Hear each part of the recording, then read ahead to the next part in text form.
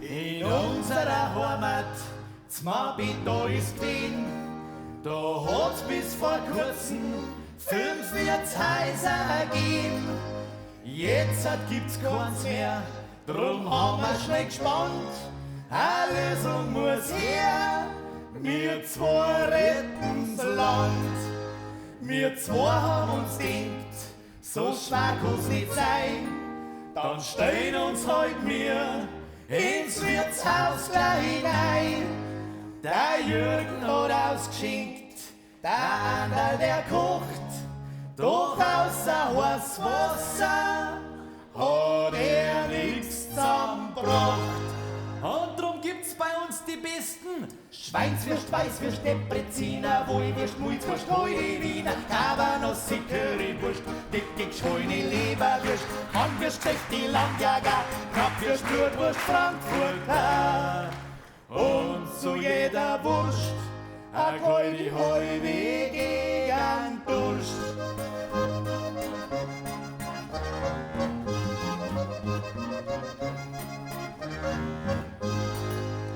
Doch die Gäste die bleiben aus, wir wissen uns kein Rat. Jetzt sagt so ein Gescheithaferl drin vor der Stadt. Mit Würst du verdienst nix, da braucht's ein wenig mehr. Damit sie was rührt, muss ein Swingerclub her. Das Gescheithaferl hat uns recht schnell überzeugt. Und Gmor war begeistert, der Zuschuss gleich zahlt.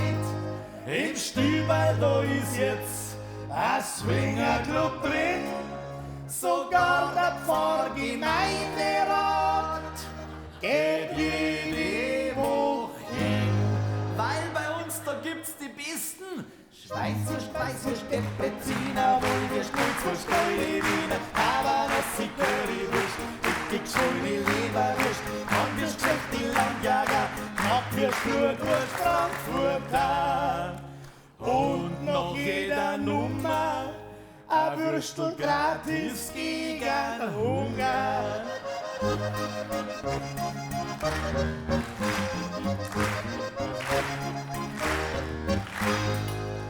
Einen Namen haben wir gesucht, der Würstelclub soll's werden. Das Konzept kann glatt Lösung sein, gegen's Wirtshaus sterben. Und bald kommen Gäste aus ganz Bayern her. Sie freuen sich auf unsere Würst und auf noch ein wenig mehr. Und was ist dann jetzt die Moral von der Geschichte? Man kann denken, was man will, so blöd ist es nicht.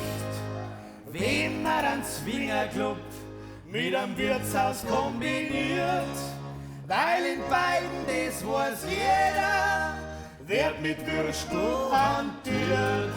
Weil in beiden, das weiß jeder, wird mit kleinen Würst hantiert.